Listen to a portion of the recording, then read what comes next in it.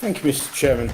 I won't be voting on anything to do with the council tax. I'd just like to state that council tax is unlawful, and under the Local Government Finance Act of 1992, no mandatory obligation to make payment towards council. There is no mandatory. Declarations of interest are a matter of stating fact, not a litany of excuses for not paying. It's not excuses, it's fact.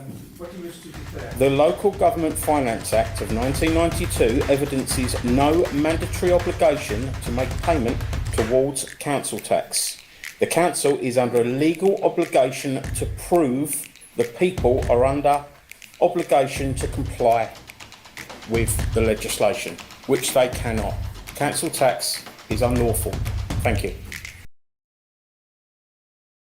The Local Government Finance Act does not place any obligation on a living man or woman to pay council tax.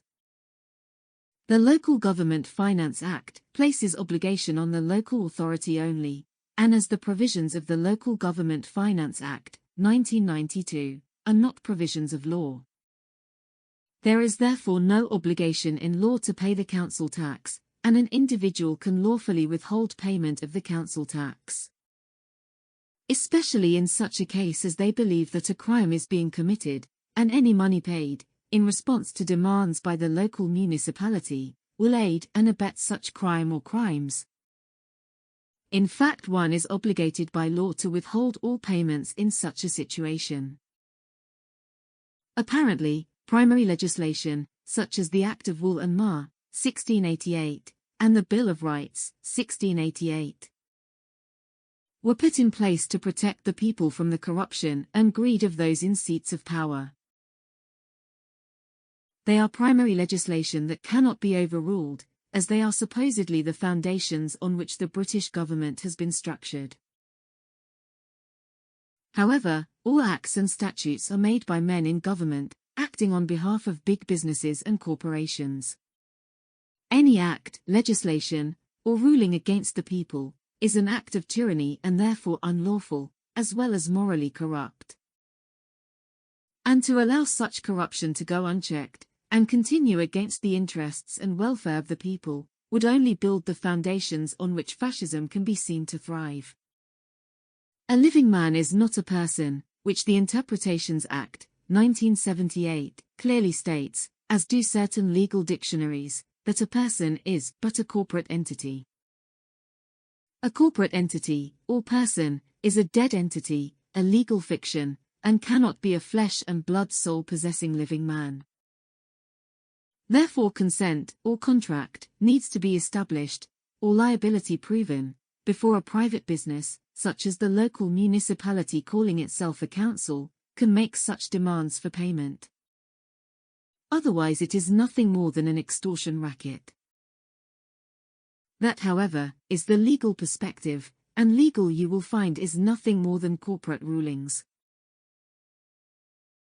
As a living man, one should always stand under the common sense laws of the land, which are very easy to understand.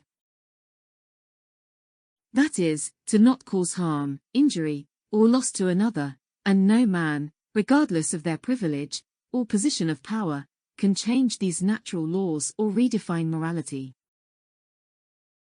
Politically influenced gangs, known as police, are also benefiting from the proceeds of this crime. You thought you understood, but do you understand? More wordplay is presented in the legal language. To understand means to stand under someone's authority, and is why when a member of a politically influenced gang, such as a policy officer, who more often than not, one way or another, collecting revenue for their despot, mass-murdering, lying, cheating, child-raping and paedophile-protecting governments, and masters say something quite simple before asking if you understand, prompting you to say yes. However, your comprehension is not the subject of their inquiry, but your servitude to the evil rule of the oligarchs to whom they serve is. A politically influenced gang member is trained in their servitude to the corporate machine and their master's drive towards a new world order by dealing with members of the public, not as men and women, flesh and blood, soul-possessing beings, but as persons, which the Black's Law Dictionary tells us in the legal language means corporate entity. Hence why such politically influenced gangs require your verbal contract. Let me remind the viewer that the actual law pertaining to a flesh and blood soul possessing being is easily summed up with one sentence, of which anyone in their right mind would surely agree. Do not cause harm, injury or loss. Consider also the extent of crimes that your government are involved in, beyond the council tax fraud. Their manufactured wars and genocides. The continuation and protection of elite paedophile rings. As well as their ongoing commitment to Agendas 21 and 30, under the Jesuit Nazis created United Nations, which was established at a Rockefeller property.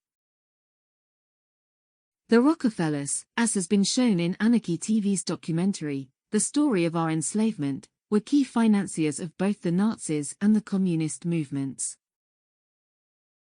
as well as co-authors of the manufactured Crown outbreak of 2020.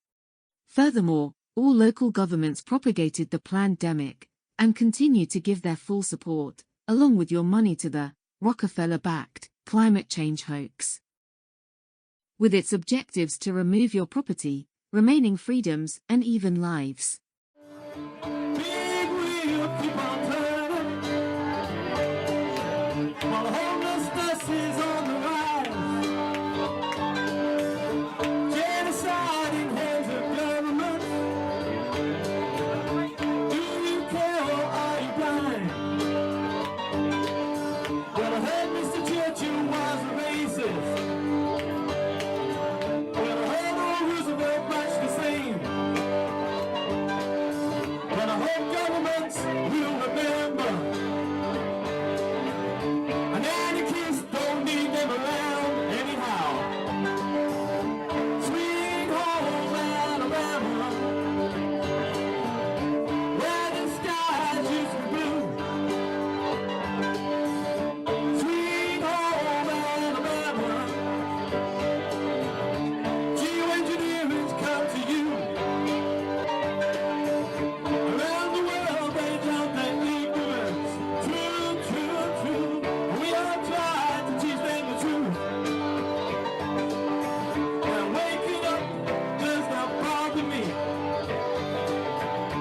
Does your conscience bother you? Now tell me the truth. Sweet home Alabama, where the skies used to be blue. Sweet home Alabama, geoengineering's come to you. So, does the private company, calling itself a council, have the authority to take you to court for non-payment of council tax? Absolutely not. A summons that you issued, or Right. apparently the Stevenage Council have issued. Of the council tax. Yeah. Oh, right, I'll stop you there, because is it saying there's a hearing? I just want to know how I get a copy of the actual summons, because I don't have one. No, you'll have to go to the council directly, because although they use court premises for, the hearings, they do all the administration themselves, and they produce the summonses from their own software as well. So everything that you get, the council will have done themselves.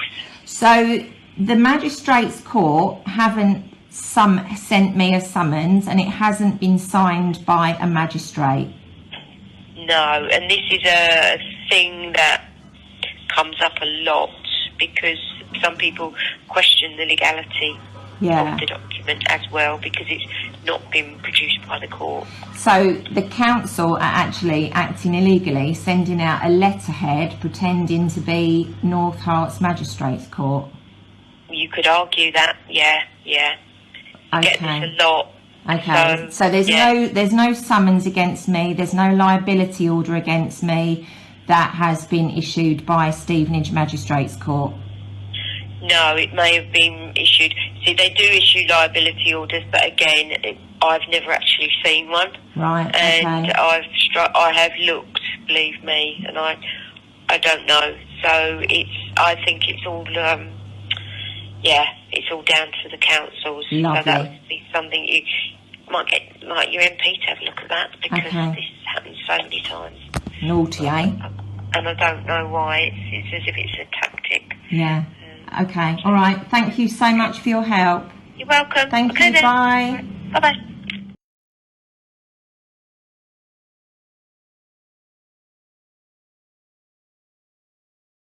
If you look up every council in the country, okay, it's a private investment company. Go on Companies House and put in your own council into Companies House website. As you can see here, it says Customer Service Centre. So it clearly shows that this private investment company do not see us as members of the public that they're serving. We are paying them money for their for-profit organisation. Okay, so for those of you that aren't aware, and you can go on sortcodes.co.uk for this information, it says that, well, basically our council tax, which is a voluntary tax, and nobody goes to prison for not paying council tax. Here's the deal. sortcodes.co.uk, put in your council tax account number into that search engine, and you will see Brighton Hove City Council, our money, the last time I looked, goes to HMRC. It doesn't go to the council. It doesn't go to serving the public, that's for sure. Okay, so if you're struggling financially, bearing in mind council tax is fraud, okay? Stop paying your council tax, because you're paying money to a private investment company. All of our taxes pay for war and genocide. Okay, so if you don't want to kill people through your taxes, stop paying them. Now, if you want to test this out, what you do is you stop paying it, then you get a liability order and a court summons from the council. Once you've got those pieces of paper, then you write to your local county court, and this is any council in the country, guys, okay? Write to your local county court and ask them very clearly, can you tell me if I've got any warrants, fines, court summonses, liability orders, or anything against my name?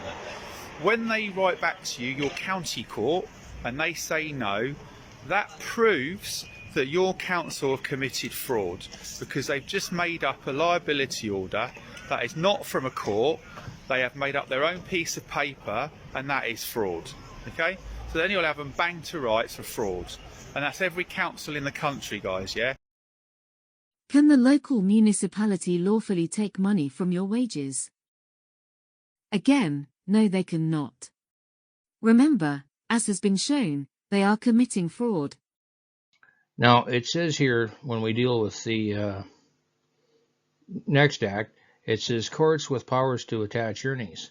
Only the High Court, if you see under Section 1, may make an attachment of earnings to secure payment under a High Court maintenance order. The Family Order may make an attachment earnings to secure payment under a High Court order or Family Court maintenance order. So this tells you now that the local council cannot apply for an attachment of earnings, because they're not the High Court. It's a magistrate court. It's a lower form of court. Okay? If we check the rest of this thing, it doesn't say anywhere in there. It says a magistrate court may make an attachment earnings order to secure, and it's all blanked out. And it says the payment of a sum is required to be paid under the regulation. But we already found out from the previous slides that they can't make a sum to be adjudged. So they can't do it. Okay, and then it says sections 23 or 24 of the legal aid, sentencing, and punishment offenses. But we're not in that court. We're not that legal aid, sentence, and punishment offense is not part of what they can claim. So they have no authority to make an attachment of earnings order.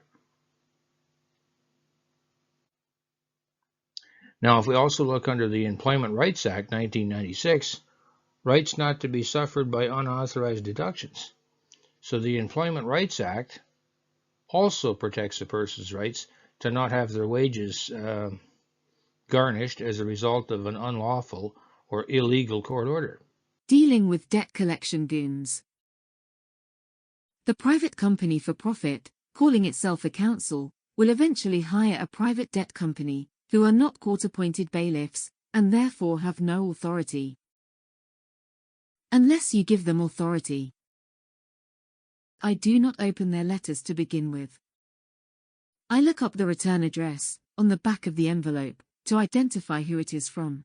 Then write across the front of the envelope return to sender, no such person living at this address. Remember, a person is a corporate entity, and you are flesh and blood, soul-possessing, living man or woman. Added to which, this is a fraud being committed against you, and therefore, the private debt company is acting outside of the law, and will most certainly not be able to provide a genuine court order, contract, or actual proof of liability for the alleged debt. And if they visit your place of domicile, do not let them into your home. Keep them outside. They are not bailiffs, they are third-party interlopers, and are at your door unlawfully, and therefore trespassing. Serve them with a notice of removal of implied rights of access, and then they are committing aggravated trespass if they remain. Furthermore, I think you will find that an unsolicited visit, by someone not appointed by the court, to one's place of domicile, to try and force payment, is demanding money with menaces. Remember, to always have a filming device at hand, and always film these criminals, getting their name, and the company they are gooning for, on record, as well as recording their conduct. Once they have broken the law by trespassing on your property, and demanding money with menaces, email the debt collection goon company, with a copy of the notice of removal of implied rights of access, that the goon on the door was served with, and attach your fee schedule, making it clear, as they have no business with you, that if they contact you again, by doing so, they have made a tacit agreement to the terms of your fee schedule. You can charge whatever you feel appropriate for disturbing your peace, for every letter, or email, and unsolicited visits, before using a small claims court to claim the monies they have now contracted with you for. Keep all recordings and emails to establish a court of record. The material or non-material damages, okay? This includes distress. So if you're operating now under duress or stress or whatever you want to call it, because of the breach of the Data Protection Act and the disclosure of your private information, you now have the grounds to go after the local city council and or the private bailiffs. Now, again, under the Data Protection Act, we also see where there's a contravention. So because the city may have your data, it doesn't authorize them to release it to whomever and whenever they see fit. Okay? A person who suffers damages by reason of a contravention of this here act does in fact have legal recourse, and this is legislation. So again, I'm asserting that you have the right to protect yourself. Now, if the council or the court undoubtedly gives out your information, which they usually do in the event of non-payment, the person or company that gets this information is unlawfully obtaining it.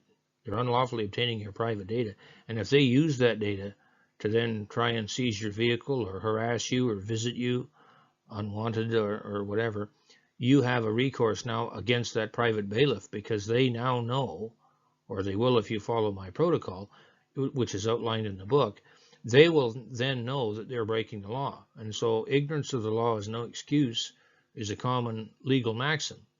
Now, that's an arguable point, because if a person doesn't know they're breaking the law and doesn't have criminal intent, then they're not breaking the law as far as they're concerned, and the court would have some sort of leniency towards them.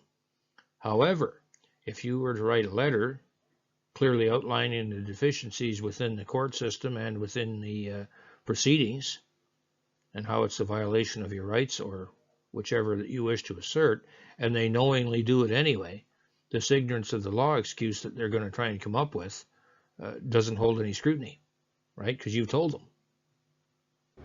My name's Martin from... Can I help you? My name's Martin from Bristol and Suter. Yeah, can I help you? Perhaps you can. It's about some council tax for previous Yeah, project. what about it? From Great Bar.